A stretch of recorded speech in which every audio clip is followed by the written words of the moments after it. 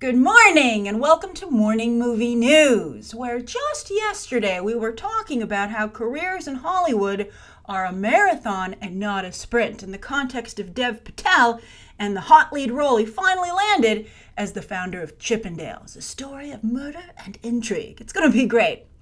But to be fair, this is really true of any career and also of anything in life. It's a marathon, not a sprint, even though it often seems like a sprint. And it particularly seems like a sprint in Hollywood because everybody loves Cinderella stories. So that's what the media has always tried to sell people. They came right off the bus to Hollywood and they were an instant star. Even like Lana Turner being discovered in a soda shop because she had on a cute sweater. She was in Hollywood for a long time before she sat down on that soda shop stool, and there might have been other things at play, but it made for a heck of a story. But anyway, one other person who's running their own Hollywood marathon is Walton Goggins. And today we're going to talk about how it's going suddenly quite well for him. He's turned a corner. He's gotten this new burst of energy, second, third, or fourth wind, because he's been working a lot longer than Dev Patel. He started out in TV as well, Dev Patel in the UK, Walton Goggins here in the United States.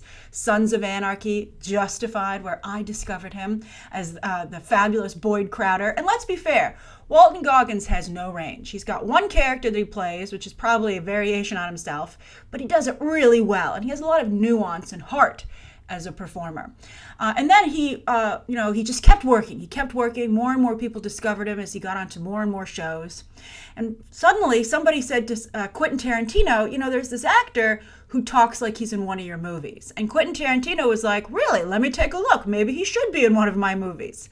And he did cast Walton Goggins, and get this, he cast him in Django Unchained, but then he basically got cut out of the movie. That must have been really tough for Walton Goggins. He must have been like, oh man, I thought I made it, and I ended up on the cutting room floor of a Quentin Tarantino movie. He has one really not good scene for him with Jamie Foxx, but that commitment and the relationship with Tarantino paid enormous dividends with The Hateful Eight, where he had quite a large role, and he was spectacular. I love The Hateful Eight, one of my favorite movies of the year that it came out. And so more and more people started to discover him. He started to get more heat, and he became suddenly a film actor. He still does some television. He's on this military show where he's been kidnapped, and his military friends are trying to find him. And it's like on some like really secondary or third tier cable network, because as Jack Nicholson famously said to Terry Garr, an actor acts. Look at Dan Stevens. He makes like the crappiest, smallest movies. Like I just watched Colossal last night. Not good. Took a really weird turn about halfway through the movie. But I was really like, hey, Dan Stevens, it's like, I just got to keep myself out there and show that I'm being cast and people are interested in me. And sure enough, Walton Goggins signed on to be the villain in Warner Brothers' upcoming Tomb Raider movie. And then here's the big headline. Yesterday it was announced that he's going to be in Marvel's Ant-Man and Wasp. Oh, how exciting. The role has not been revealed. I'm hoping we might learn something at Comic-Con at the Marvel panel on Saturday. But this is just such fabulous news. Although some people pointed out online that hopefully he won't be wasted like Corey Stoll was in the first Ant-Man movie. And wasted he was. But Corey Stoll, TV actor. I mean, I know he does movies occasionally, but I don't think he doesn't have the flair that Walton Goggins has. In some ways, Walton Goggins is nothing but teeth and flair. And I love it. Everybody loves it. And so I think that it would be a shame to waste him. Marvel needs better villains. They are getting better at it. A lot of you liked Michael Keaton as the Vulture, as did I. Cate Blanchett looks amazing as Hela. Let's see what Josh Brolin can deliver as Thanos. And let's see if we can get Walton Goggins in there. Maybe he'll be a hero. He's usually an anti-hero, but we'll see what his role is. But I think that it's going to be absolutely fabulous to see him play off of Paul Rudd and Evangeline Lilly. Great choice. So good for him. He kept working, although I would like to put an asterisk on this. While life is a marathon and not a sprint, you should always be making progress. Remember that a marathon implies that you're running, not sitting down waiting for someone to come over and give you a medal. So while you might not be at the front of the pack even, you still have to be in some ways moving forward and able to eventually move to the front of the pack. So I just wanted to make sure I made that clear because we're in life advice territory here. All right, so that's the first story of the day. Now, speaking of life-changing situations, something just absolutely crazy happened this week, and the story's not going away, much to the dismay of Disney. We'll see if Brian Henson killed it last night, but let's discuss. I've gotten a number of you asking me to discuss this, so I'm happy to finally do it. So, as you might have seen, Disney fired Steve Whitmire as the voice and puppeteer of Kermit after 27 years. And everyone was appalled, especially after Whitmire talked to the Hollywood Reporter and said, they were upset with me because I stood up for Kermit and what Kermit's supposed to be. They, for instance, wanted Kermit to lie to save someone's feelings, and Kermit would never lie. And everyone's like, "You're right, Steve Whitmire, Disney's evil." Okay? I think a lot of people are like, I'm just waiting for an excuse to call Disney evil, and Steve Whitmire happily obliged.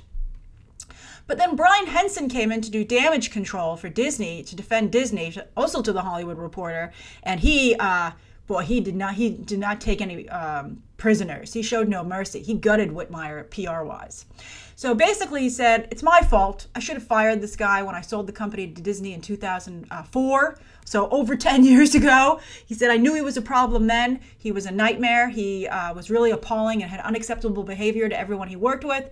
And he would often say, I'm Kermit, so you have to do what I want and meet my demands. Then he also, so that was really damning. And then he said, Steve Whitmire has taken the edges off of Kermit and made him too safe of a character, and implying that Steve Whitmire doesn't get Kermit the Frog as Brian Henson's father, Jim Henson, intended, that he was a character who was a prankster, had edge to him, even though deep down he was an incredibly kind individual. That's amazing. I thought that, I don't know. I thought that was like, that seems pretty definitive to me. Good luck with everybody's endeavors. But in the comments section, Steve Whitmire still has a lot of supporters. And I would think that a number of them are just upset about a major conglomerate firing an individual, especially a creative one who's called out, unfair treatment for standing up for what they believe in. But it's really tricky. Because you don't know if that's just a tactic that Whitmire used, because he seems to be someone who's very manipulative and everything that Disney and Brian Henson have said about him. I was also shocked about the negative comments about the Henson family.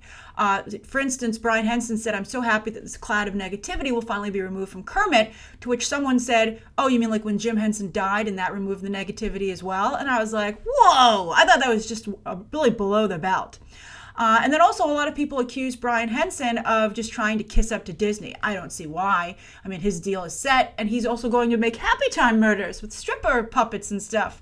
I don't think Brian Henson's at all concerned. I think he's concerned about his father's legacy. And also I think he doesn't like Steve Whitmire, to be perfectly honest with you, and didn't want him to...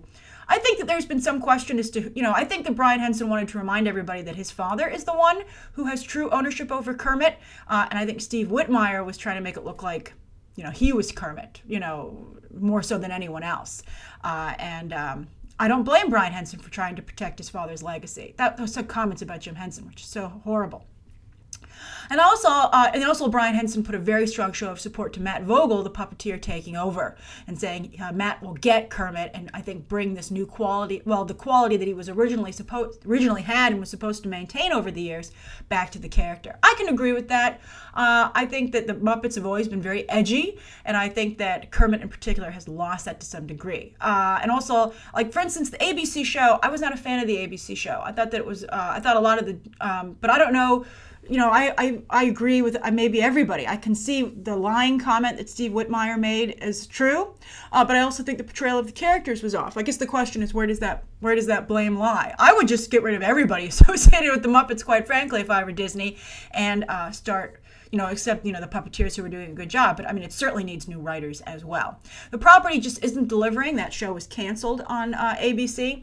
And I think that here's the thing, at the end of the day, I think that they're probably they're in a standstill between each other. The Steve Whitmire team and the Brian Henson Disney team. I think they're just at this point they're in a deadlock. And what'll break it is what new Kermit's like when he shows up. And if they can get a better, more vibrant Kermit who's a little bit more mischievous and it's as appealing as Brian Henson promised us it would be, and it does remind us more of what Jim Henson originated, and everyone tunes in, then that'll be it. It's a little bit like we were just discussing the Doctor Who situation yesterday with having a female Doctor Who finally. Everyone likes to complain or get excited, and it doesn't matter. That colors the situation to some degree. But again, I think it's a deadlock, and the real decider will be if anybody watches, right? That's the situation, and so I think you're going to see the same situation with the Muppets. I would probably want to get the Muppets out pretty fast to silence this and be like, see, it is better, and everyone will go, it is, and then they'll move on. But boy, I would caution people against really coming to the defense of somebody without knowing the full story. And if you do know the full story, you should make that clear when you say your horrible comments about poor dead Jim Henson and saying, I knew these people, not just making vague, mean comments. Oh, it's so bad. All right, so the third story of the day is that Malcolm D. Lee, writer, director, producer, and cousin of Spike Lee, he got his start working on Spike Lee's movies, has just signed a first look deal with Universal, where he's made many of his films. For instance, the Best Man series is there. That's really the spine of Malcolm D. Lee's career, but he's made other films, including this Friday's Girls Trip, which is tracking very well. As we talked about in Movie Math, it's supposed to open with around $20 million, which is more than double what basically the white version of the same movie opened with Scarlett Johansson, Rough Night, a few weeks ago. So that's fantastic. Malcolm D. Lee also works a lot with Will Parker, by the way, who is a very prolific producer in, quote-unquote, black films. But this is very exciting for Malcolm D. Lee, getting this first look deal with Universal. For those of you who don't know what a first look deal is, it means that Universal basically says, we'll kind of produce all your movies. I mean, we have the right to say no thank you, but we really love what you do. And so in exchange for you promising to always present to us first, we will, to give us the right of first refusal, we'll basically what happens is that Universal pays for his office expenses and probably give him a couple of employees, assistants, interns, etc. And that's basically Universal becomes his home.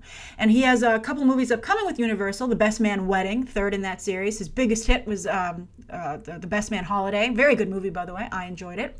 And he also has Night School coming up with Kevin Hart, which sounds pretty awesome. And then I think it's also interesting, Universal's getting a diverse slate of directors because they also just recently signed a deal with Jordan Peele, and his home is now Universal. So that's very exciting. And good for Malcolm D. Lee, also been working for a very long time, and he finally has a studio to call home. Now that is a great way to lead into our question from Mimsy, who tweeted me yesterday and said, Grace, I have a question for Movie Math, Morning Movie News. In your opinion, what are some of the best roads to becoming a movie/TV producer? Great question. This was like one of the simplest routes, okay? All right, so there's two ways. There's like a really hard way to do it, and then there's like a pretty easy way. So the hard way is to go the indie route, where you go and start producing movies yourself. You get the financing. You hope you do well on the festival circuit, and if you do, you become a producer. Good for you. But that's really hard to do. The festival circuit is notoriously fickle, and also it's largely dominated by big name movies these days, right? So it's harder for those undiscovered films to be discovered. And undiscovered talent. So that's a really rough route. So if you really want to be a movie TV producer, and if you're a really big mainstream movie TV producer, you could always change course, or just on a side project, go and make a small little movie that competes on the festival circuit, and you'll have a better chance because you have all the connections. All right. So anyway, the other route. Internship. Go get an internship either at a studio, a distributor, or at a production company, which has a home at a studio. Go and see who produces the movies that you like. Find out where that individual's offices are and try and get an internship there. So after you get an internship, usually you can go and become an assistant to that producer. Producers usually have several assistants. You have to work your way up the assistant ladder. Also, during this time, you might want to go to a film school and study producing. I would recommend that. Particularly if you want to be a producer, the schools in California, USC and UCLA. They have tremendous internship programs and already have forged relationships with all these people that you want to work with, and they can place you much easier. Also, there are other programs. Just get yourself to California so that you can have an internship and show up for work. There's also a lot of production companies in New York City, so that's a place you can go, and also London, and also Australia. Find out where the filmmaking capital of your region is, and there should be some production companies there. Then after you've been an assistant to a producer, or you go to a studio and you'll be an intern there, and then you become an assistant to a studio suit. There are people who work in production, and their job is to oversee movies from the producers, right? So the producers interact with someone who is a representative of the studio, and they're both working in their own best interests, right? So if you go and you work for the producer, you'll get eventually to be a development executive for said producer, looking at potential movies and recommending them to the producer, finding movies to make, basically. And then eventually you can strike out on your own and be a producer. So that's that route if you go the producer route. If you go the studio route and you work for a studio suit, eventually you will be the person who oversees pictures for the studio. And you'll be the ones who's helping to decide what movies to greenlight. You'll be the one interfacing with the producers on the studio side. And then eventually, when you feel the studio feels nicely about you, you can go and say, hey, you know what? I want to produce movies myself now.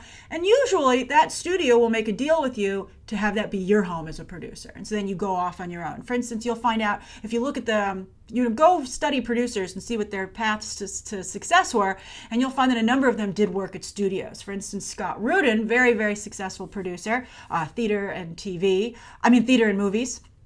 I think he's starting to do a little TV too. But for instance, he used to be the head of Fox, and Amy Pascal is actually the person that was his assistant. And then she became the head of Sony. So you can see everybody knows everybody. So you basically want to get in there and start to know people. So that's the advice, Mimsy. Good luck. I hope that's helpful to anybody who's interested in a career as a producer. Very rewarding career and one of the most lucrative in the business. And also, when they win Best Picture Oscars, that goes to the producers. And also you can become a director, writer, and produce your own movies, and then you become a producer as well. All right, so anyway, that's today's morning movie news. Thank you so much for tuning in. Please write down below, I think, of today's top 3 stories, Mimsy's viewer question, anything you'd like to see covered tomorrow, and any questions that you might have. Thanks for watching. Bye.